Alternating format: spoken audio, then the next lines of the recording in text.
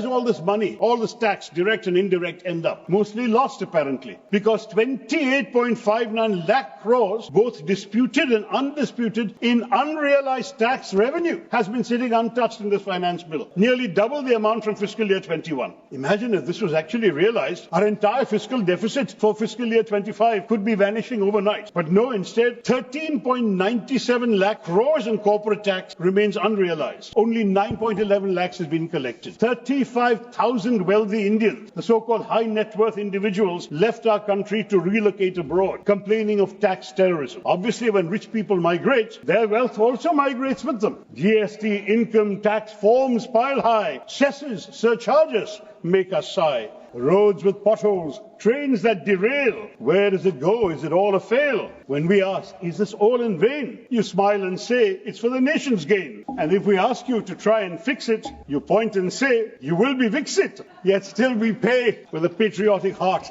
hoping our cash will play a small part in building a future bright and fair for the nation we love beyond compare. Dr. Thank you, Madam Chairman. Madam Chairman, a few years ago, I was constrained to observe of my absent friend, the Honourable Finance Minister, that her budget speech in this House reminded me of the garage mechanic who said, I couldn't fix your brakes, so I made the horn louder. Looking at this year's finance bill in her absence, I think she has slightly changed her tune. She's now saying to taxpayers, I couldn't repair the roof, so I brought you an umbrella. This finance bill is a classic case of patchwork solutions at a time when the nation needs clarity, conviction, and decisive leadership. The government's economic management finds itself in the grasp of deep-rooted structural challenges, Madam Chairman. We've seen growth targets being scaled down. Double-digit growth is apparently unattainable, and the ambitions of maintaining a respectable growth rate of even 6% and above are fading away. The portion of our population engaged in agriculture is higher than ever, while manufacturing has shrunk to around 15% of GDP, the lowest in this century, ma'am. Our informal sectors of employment are soaring, and dependence on foreign capital inflows to manage the current account deficit is growing amidst a staggering situation where our exports are stagnating, production is not going up. Even those who are earning 5 or 6 times the per capita income are now struggling to maintain their standard of living. So Viksit Bharat by 2047 is a laudable objective for a quarter century from now. But how does this finance bill begin to get us there?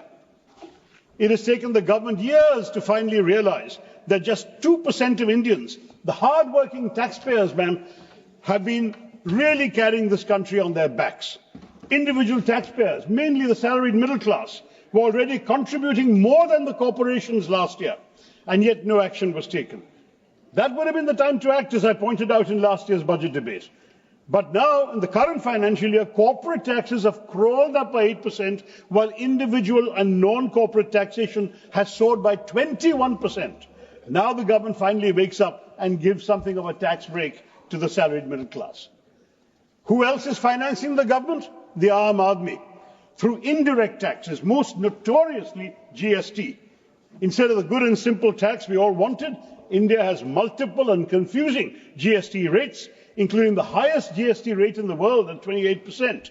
But tax revenue still lags at 18% of GDP. In contrast, China has 13% GST cap, but they collect 20% of GDP with it. Vietnam has an even lower 8% cap and collects 19% of GDP. Thailand, GST is only 7%, ma'am, and they get net 17% of GDP. Now, beyond exorbitant rates, our system carries a dubious tax, the dubious burden of being the most complex tax in the world. 77 countries have GST, and they impose only 1 or 2 tax slabs. This multi-rate structure in our country has only further raised the compliance burden for businesses. Indeed, bifurcating input tax claims based on different product tax rates is a significant hurdle for businesses. There's supposed to be an advanced ruling mechanism that should help, but I can tell you from the MSE food sector in Kerala, the MSMEs there, that applications are left unheard for months, even years. And our traditional snacks in Kerala, like Parampuri, Vada, Ada, Kolkata, all face an unfair 18% tax, simply because of the absence of an assignable HSN code. With a shelf life of under 24 hours, these snacks often go unsold and are discarded. But sadly, their input tax claims are denied, leading to mounting losses. This system, I'm sorry to say, is less a tax and more a punishment. So much for the claims of ease of doing business. And where does all this money, all this tax, direct and indirect, end up? Mostly lost, apparently, because 28.59 lakh crores, both disputed and undisputed, in unrealized tax revenue has been sitting untouched in this finance bill, nearly double the amount from fiscal year 21. Imagine if this was actually realized, our entire fiscal deficit for fiscal year 25 could be vanishing overnight. But no, instead, 13.97 lakh crores in corporate tax remains unrealized. Only 9.11 lakhs has been collected. Similarly, non-corporate tax demand stands at 14.62 lakh crore. Collections lag at 10.45. And GST evasion has doubled to 2 lakh crores already this year, with 18,000 fake entities caught. Many more remain undetected. Now, while all this is going on, between 2017 and 2022, 35,000 wealthy Indians, the so-called high net worth individuals, left our country to relocate abroad, complaining of tax terrorism. Obviously, when rich people migrate, their wealth also migrates with them. And this affects revenue generation, wealth creation, employment opportunities. Surely we need to review not just their effective tax rates, but the manner in which tax demands are made that drive such people away. Unleashing tax terrorism is self-destructive, madam. It reduces sources of long-term revenue from future wealth creation. The government's attempt to raise money through other means, all failure. Through disinvestment, underwhelming results. They've abandoned the strategy. Reports suggest that the PLI scheme, introduced with such fanfare, will also be allowed to lapse because it hasn't worked. Such is the state of affairs that the government now relies on the Reserve Bank of India's dividend as a major source of revenue. That's neither sustainable nor ideal. And this bill prompts another question, Madam Chairman. If the government is set to forego almost 1 lakh crores in direct tax revenue and 2,600 crore in indirect taxes, on top of the inevitable drop in import tariffs due to likely reductions in customs revenue prompted by our responses to the American government policies, and on top of that declining capital gains tax amid a stock market downturn, then revenue receipts are going to be further squeezed across all these categories. How can the government claim it will cut the fiscal deficit to 4.4% for the coming financial year? The maths don't add up. Is our finance minister, welcome Madam Finance Minister, are you offering us Jadugar economics? How can we reduce the fiscal deficit in these circumstances? And if we do, who pays the price? And let me ask, ma'am, very frankly, why is it that only 2% Indians are paying income tax? The reasons are endless. Unemployment, income inequality, poverty, inflation. But can the government continue to run itself on the backs of just 2% of our people? While the economy is crawling forward at a snail's pace, income distribution is as lopsided as ever. The top 1%, their share more than doubled, from 10% in 1991 to 23% in 2023. And then the top 10%, so the top 1% went to 23%, the top 10% went from 35% to 59%. And the bottom 50% of our population, their share of our national income has shrunk from 20% to 13%. Clearly, prosperity and growth aren't slow for everyone, just for those of the bottom half of our population. But they're the ones who need progress the most. Madam Chairman, it's becoming almost painfully repetitive. Every time we talk about unemployment, we're faced with the same grim statistics. Reports predict we need to generate 10 million jobs annually from 2024 to 2030 to keep up with the growth targets. Yet the skill mismatch is glaring. Only half the graduates of our country possess the skills required by industry, leaving a significant gap in their employability. And skill development, sadly, has been a failure. Just look at their placement figures. Now, while unemployment is a concern, the assessment of poverty is troubling for a different reason. The NFHS 5 data reveal that 14.96%, 15% of India's population is multidimensionally poor. Now, shockingly, the government went 11 years without any consumption survey.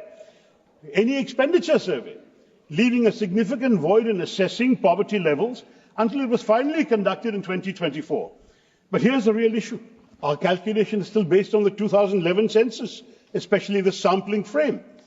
An outdated data set, completely unfit for assessing the present socio-economic reality, is what leads the government to say they've defeated poverty. Well, according to the World Bank, the international extreme poverty line is $2.15 per person, and that's daily, and they use a higher poverty line of $365 for the lower middle income countries, but India's median poverty line is only 1/10 of that World Bank figure at the present exchange rate, which would make us wonder if we truly understand the scale of poverty around us. It's high time we acknowledge that the true extent of our poverty is very grave, and we must have more accurate assessments to ensure that our efforts at poverty alleviation really work and have a lasting impact on the millions who continue to struggle in silence.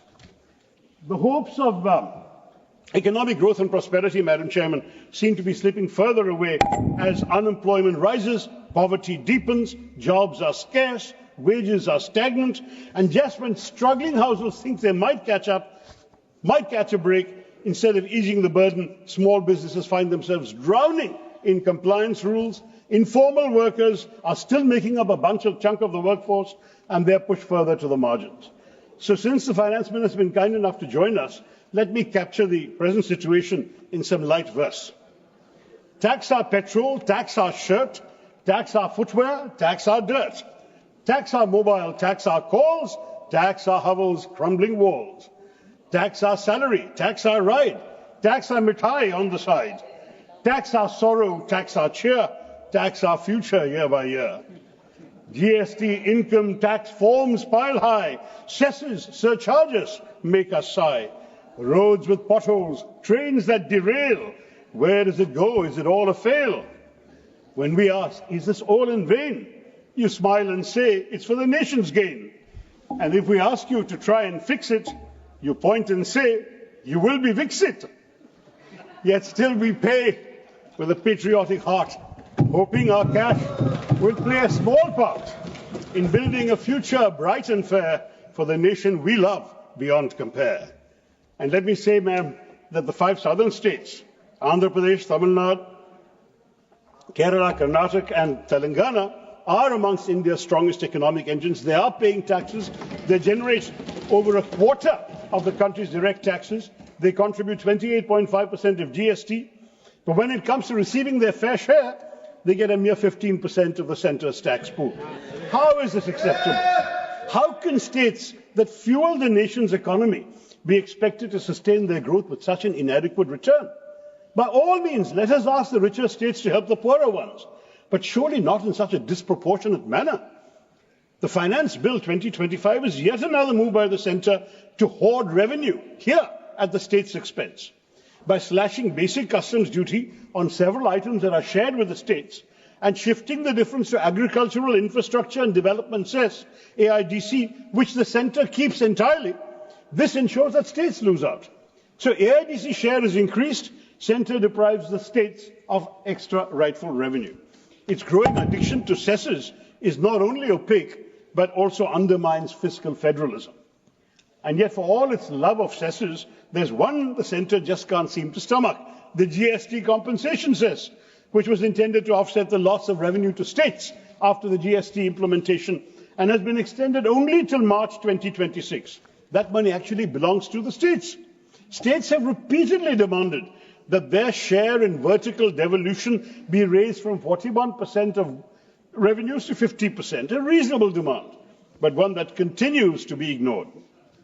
And what happens when states have grievances? Nothing. Once the Central Finance Commission submits its report, it dissolves, leaving states with no constitutional mechanism to challenge or negotiate their share. Where is the accountability? We could have had an independent fiscal council to serve as a redressal body, ensuring that states have a say in how their hard-earned revenue is allocated. And I urge the Finance Minister to consider such a method, because shouldn't those who contribute the most to the nation's economy have a voice to receive a fairer share? Or can the cycle of economic injustice just continue unchecked? Let me turn, Madam Chair, to my own state, because Kerala's share of tax out of the divisible pool seems to be on a permanent downward slide, from 3.8% under the 10th Finance Commission, 1980 to 85, to 3% in 2000 to 2005, and now under the 15th Finance Commission is down to a mere 1.9%. 18,000 crores lost since the last one. Now, this is for a state which is struggling to meet routine expenditures and is sinking into debt that has now crossed 4 lakh crores. But always the expectation of Kerala seems to be pay more, receive less, and somehow keep thriving. Now, amid this financial crunch, Madam Chairman, when the state government sought 4,500 crores in special assistance to tackle coastal erosion, rehabilitate fisherfolk through the Punargehem project, modernize fishing harbours, was given no response. Lakhs of poor fishermen are left struggling under a trifecta of crises. Low prices for their catch, depleted fish stocks due to overfishing, the removal of kerosene subsidies by this government for their boat engines, and yet no relief package has been announced. Even Kerala's 1,000 crore rupee request to address human-wildlife conflict was ignored. Part of a larger pattern of neglect evident in the plight of the people who are victims of wildlife attacks, fishermen left adrift, ASHA workers still deemed volunteers despite their critical role, and key projects left unfunded. While the centre has earmarked 25 lakh crore for the states, Kerala receives less than 40,000 crore, a drop in the ocean. The state also failed to secure a 24,000 crore economic package for financial stabilisation and the much-needed aid for the Vilnius port project in the current budget. All we have got, and that too after the intervention of the Honourable Governor, is a loan of 5,900 crores and no grant. Apparently, when it comes to equitable financial support, Madam Chairman, some states are more equal than others. Now, the centre's masterclass in delay tactics continues. Wayanad's landslide victims are still waiting for aid that never seems to arrive, despite the Kerala High Court actually urging the government for immediate action.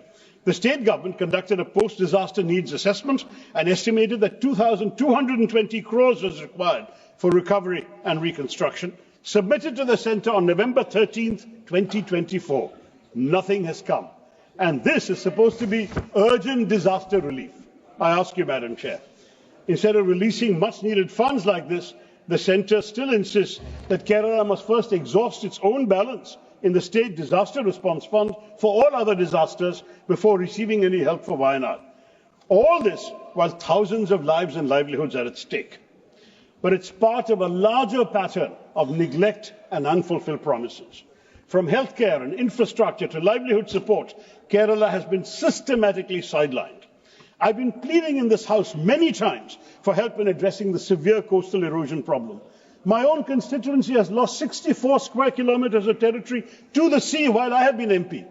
Bharat Mata ki dharti, lost forever. But the centre says it's not their problem, and the state says they have no money for the sea walls and groins needed to save our coast. Beaches where youth played football or cricket in my first years as an MP have disappeared today, man. Who is going to help us? And key projects that could transform Kerala's infrastructure and economy continue to be stuck in limbo. The All India Institute of Medical Sciences remains a mirage despite many years of repeated requests. 22 aims have been sanctioned across India. Keralites are still waiting. Similarly, the National Institute of Speech and Hearing in Thiruvananthapuram was promised an upgrade to a national university for rehabilitation and disability studies in the union budget of 2015-16. Explicit commitment, 10 years later, no action. A promise to establish a national university for Ayurveda in Thiruvananthapuram has recently materialized in Gujarat. It seems that where Kerala is concerned, promises are easier to make than to keep. Now, while these delays and denials are Kerala's burden, other aspects for other states, for all our country, the Indian economic landscape is very worrying. The economic survey suggests that foreign investment is moving 2 minutes, ma'am. But in fact, net FDI has been slowing year after year, and outflows are surging. In just April to October last year, a whopping $34.1 billion left the country through disinvestment and repatriation, which is an increase from $26 billion the previous year. India's share of global FDI, even excluding China, is shrinking. But sure, let's keep celebrating token investment announcements while the real money quietly walks out of the door. And it's not just foreign investment that's pulling back. Indian private investment has also been shrinking from 25% of GDP in Dr. Manmohan Singh's time, 2008, to just 13-14% of GDP since 2020. What's the culprit? Weak domestic demand that has dampened confidence and kept businesses from putting their money back into the economy. And we still expect to believe that everything is nice on track for Viksit Bharat. Where are the decisive measures to drive export-led growth, to seize the China Plus One opportunity, to revive investments in manufacturing? Does India not wish to absorb the capital leaving China? What are we doing about it? We are abandoning PLI, and this bill offers nothing new to inspire economic confidence. Ma'am, just finished. The service sector alone cannot drive broad-based growth. Industrial expansion is essential to create jobs and build economic resilience, and we must say that there is no large national strategy in this bill to achieve that. To conclude, Madam Chair, we are left with a finance bill devoid of vision and lacking in resolve. The people of India deserve decisive action and forward-thinking policies, yet their aspirations have been set aside. If Viksit Bharat is to come, it will be built by those who are currently unemployed, who have no money to spend, few opportunities to improve their lives. I urge the Finance Minister and the government to think about them. India requires and deserves a strategy that addresses their deepest needs and aspirations, and sadly, we're yet to see one in this bill. Thank you, Madam Chairman, and Jai Hind.